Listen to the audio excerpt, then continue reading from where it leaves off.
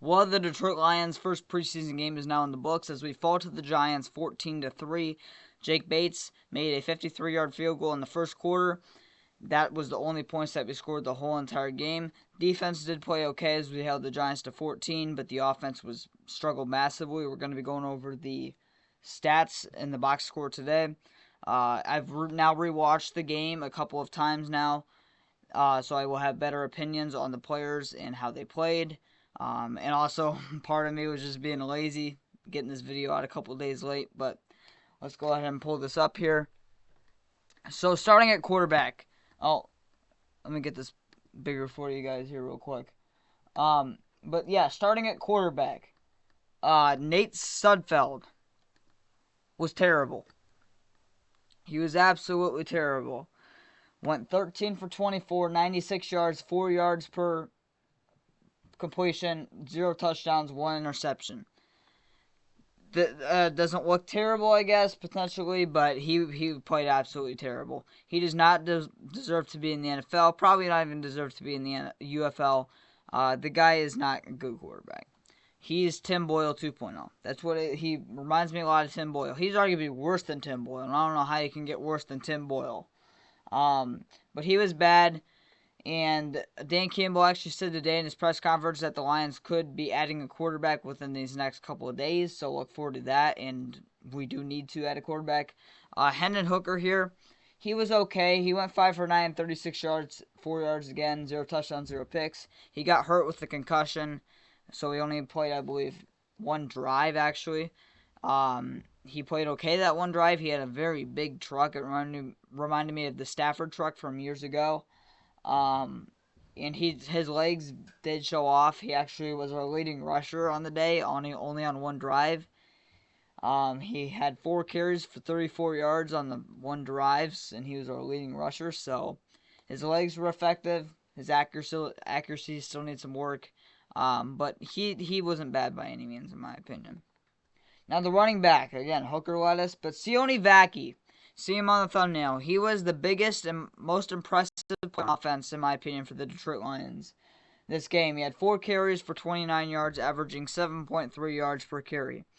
That is very, very good. I'm not, in my opinion, obviously. He did look a little bit slow. Reminded me of like Jamal Williams a little bit from how he ran. But he did show a lot of potential. And keep in mind, he had a very bad offensive line when he was working with as well. So he was definitely the best player on offense for the Lions, I thought, this game.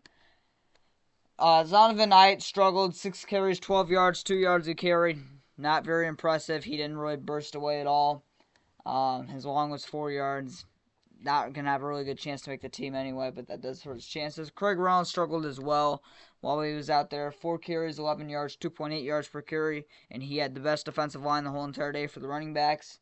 So that's a little bit concerning, but I'm not going to hold him accountable to it because it still wasn't a good offensive line he was playing with, so not going to hold him that much accountable to it. Jake Funk, 4 carries, 9 yards, 2.3 yards per carry.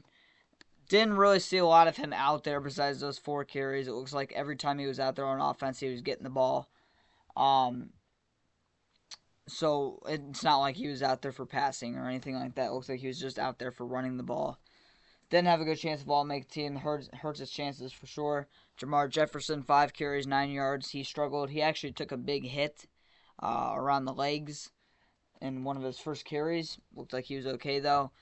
But yeah, the running game really struggled a lot this game. Our leading rusher was obviously Sione Vaki with 29 yards on 4 carries. And then everybody else was under 3 yards a carry for the running backs. So it was really bad for the running backs, obviously, but all of them were working with terrible offensive linemen in this game. So I'll come some slack. Now moving on to the receivers. Receivers were abysmal. They were. You got Isaiah Williams. He was our leading receiver. 4 receptions, 35 yards. That's good. Didn't expect him to do that well, but he did. He showed out when he was out there. DPJ, only 1 reception, was out there most of the game. Only had 1 reception for 26 yards. Now, the 1 catch he did have was a very, very nice catch. It was a little bit behind him as Nate Sudfeld threw the ball to him. A little bit behind him, had to adjust to make the catch, and still ran forward after he caught it for about 5 yards. So it was a good play by DPJ, but I would have liked to see more out of him. Antoine Green had 3 catches for 13 yards. I feel like 2 of them were screens, the wide receiver screens that we always do. So didn't see a lot of him out there at all. He actually got hurt, also had a concussion, and he missed the rest of the game once he got hurt. James Mitchell, 1 reception, 11 yards. Need to see more out of that. Zonovan Knight, 2 receptions. Porker Hess, reception. Zilstra, reception. And everybody else either had a reception or nothing. Darius Fountain, though, is a big one. 0 receptions, 0 yards. He was out there for the first half. And I think even after that a little bit. So that is a little bit concerning. But, again, he has Nate Sudfeld as his quarterback. So I'm not going to, harp on him too much here. Now, with the quarterback that we do bring in, or Hooker. Now, Hooker, I believe, is actually right now looking like he's not going to play against the Chiefs, which is another reason why we're bringing in a quarterback, it looks like, this week at some point. But, yeah, Darius Fountain, hopefully he shows something in week 2, because he needs to for sure. But, again, I'm going to not give him a whole bunch of crap, as he has done very well through training camp, and I'm just going to blame it more on Nate Sudfeld in that case scenario.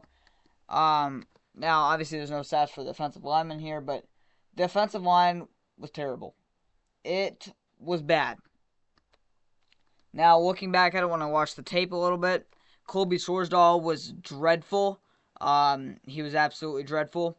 Played tackle for the first time as a Detroit Lion. Well, actually, second. He played against the Falcons last year at tackle. But we drafted him as a tackle. We moved him to guard. I don't like when we do that for offensive linemen. Especially tackles moving to guard or guards moving to tackle. It just doesn't work out really.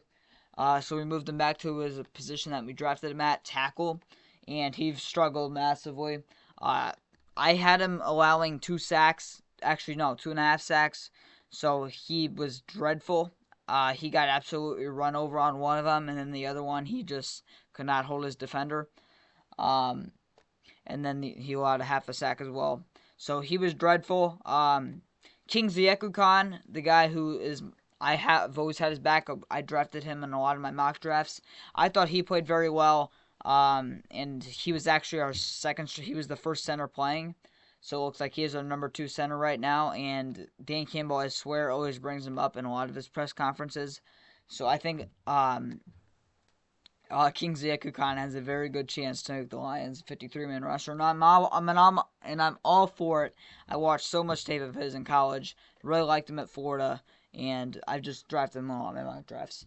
Other tackle was Connor Galvin actually suffered. He played in at right tackle after Sorsdahl came out, and Connor Galvin unfortunately went down with a season-ending injury. So unfortunately, he just got rolled up on his leg. It reminded me a lot of the Nick Chubb injury last year a little bit. It was so unfortunate. You see those injuries every year. All of those type of injuries are significant. So it's very unfortunate. Again, he's out for the whole entire season. We actually waived Connor Galvin. He's no longer on the team. We made a roster moves today. You'll see that in my upcoming video. Connor Galvin is no longer a Detroit Lion. He was waived injured today. But obviously, if he passes through waivers, he'll most likely return to IR for us. So it's not really that big of a deal. Also, I do expect Connor Galvin to return, obviously just on IR. But the other center position, Brian Hudson, was our second string center for this game. He didn't play very well, in my opinion. Duke Clemens, though, our other center, he didn't play center. He actually played guard this game. Didn't see him a lot out there. I believe he only played the fourth quarter. So that's a little bit surprising to me because I thought he was going to have a big play on the offensive line today, but I guess not. Ike Boetker, he did not do well either. Same with Jake Burton, I believe who it is. Jake Burton struggled massively as well. All of our defensive linemen did not have a good game. Dan Skipper played okay, but he was only out there for a couple of drives. And we definitely need to add somebody. We did add somebody today in free agency. Tackle Jamarco Jones to replace Connor Galvin, but is he really going to make a big impact on the offensive line? That's why, in my opinion, go back to my old video from a couple of days ago, why I think we need to bring back Big V. I'm telling you, we need to bring him back, and I actually expect the Lions to bring him back as well. Now, moving on to the defensive side of the ball, Malik Jefferson had a tackle for a loss. Deron Gilbert and Broderick Martin had a couple passes deflected. Broderick Martin, though, a very good sign on the defensive side of the ball. He had a very good game, actually. He had a half a sack. Should have got credited a full sack, didn't, but he got half a sack. 2 passes deflected. He looked like a monster. I'm going to be simple. I'm keep it real. Keep it a buck. He was a monster out there. I'm not going to lie. Even though I've really harped on the guy, not harped on him specifically, but harped on Brad Holmes a little bit for trading up to get him in the 3rd round. But he looked very impressive. It looks like DJ Reader, McNeil, Kyle Pico, all of them guys have mentored him a little bit. He looks a lot better out there. I thought he was gonna look a lot smaller. He looked kind of about the same size. I would say maybe a little bit smaller. He looked like, but not insane. But he played very well out there. Deron Gilbert, the other passes deflected. He struggled though, in my opinion. Issac Ukwu though. Issac Ukwu had a sack. He was very good as well.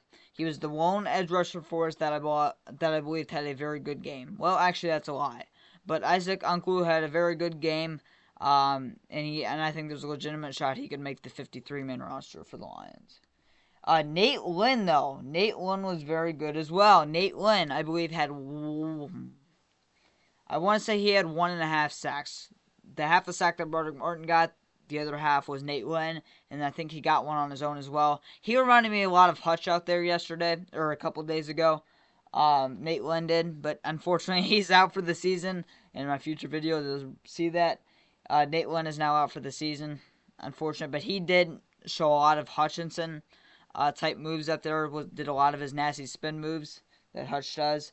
So unfortunately, Nate Lynn he looked like he had a lot of potential, but unfortunately, he's out for the season with a season-ending injury. Season-ending injuries are becoming brutal for us right now. But in terms of the pass rush, that's about it. The defensive backs were very good. Not very good, but they were solid. Ennis Rakestraw had a phenomenal day on the few drives that he was out there. Same with Amik Robertson. Tyrion Arnold was good as well while he was out there. Brandon Joseph had a pick on Drew Lock, which was nice. But it was bad. Besides that, Morris Norris, he got beat quite a bit, which is unfortunate because he's my guy. Studied him a lot, but in college, but that hurts his chances a lot to make the team. I still think he could make it, and I do expect him to rebound, but we'll see for the Lions. But that's about it. Kendall Vildor kind of struggled as well. So I do fully expect the Lions at some point either this week or next week to add another guy in the secondary that will make the team. Whether that's a guy like a Kel Witherspoon, something like that. But yeah, Hogan Hatton here. Check this out. Hogan Hatton, he was actually playing long snapper and linebacker, and I kind of expected that because he did play linebacker and long snapper in college, but I didn't actually think he was going to do that in the NFL as well. So in my opinion, we actually did sign a linebacker as well today. And in my opinion, I think Hogan Hatton is going to beat out Scott Daly. Hogan Hatton was actually the starting long snapper over Scott Daly. Scott Daly was with his second team. So I think Hogan Hatton has a legitimate chance to make it over Scott Daly. And that surprises me a lot. It really does, but I'm all for it because Scott Daly does not play linebacker as well. So I'm all for it. But that's about it. James Houston did play as well. Same with Matthew Betts. They both struggled massively. Houston also came down with an injury. I forgot what it was. It doesn't look significant, but he also bone bruise. It was a bone bruise. Went down with a bone bruise. Hopefully he recovers in time, but I think there's a legitimate chance he doesn't make the team. Matthew Betts was out there. Didn't get any pressure from what I saw. Was just on special teams doing some stuff, but he's got to do a little bit more than what he did, in my opinion, to make the team. But all in all, we took an L. 14-3 is a massive L. We need a lot of improvements to this team, and I fully expect the Lions to bring in a quarterback this week, whether that's Ryan Tannehill, whether we trade for a guy like Case Keenum. In my upcoming video, you'll see my thoughts on that potentially. But leave your thoughts in the comments down below. One Pride Go Lions. Leave your thoughts coming down below. Who do you think we should sign? What do we need to work on? Who is your players that stood out and did not stood out? Leave your thoughts in the comments down below. One Pride, Go Lions.